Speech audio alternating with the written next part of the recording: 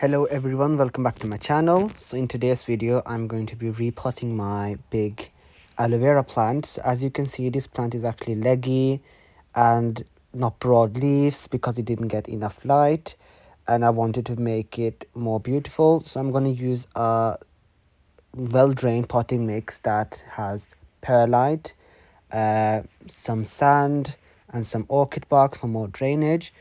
So I thought I was going to plant that in that big pot, but then my mind changed because I wanted to make sure that the plant is more healthy.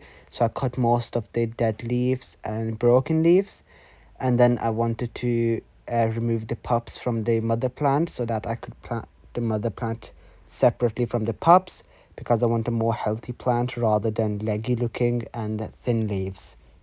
As you can see, I'm trying to remove all the soil from the mother plant just to make sure I get a new soil into the mixture.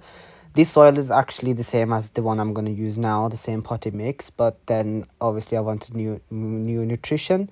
So you can see this plant is looking good, and I'm just removing the old leaves and the leaves at the bottom. You can see that some leaves are broken, that's why I want to take them out. And I didn't catch the video, but I then planted this plant into this pot deeper than before, and I'm just now planting the pups as well.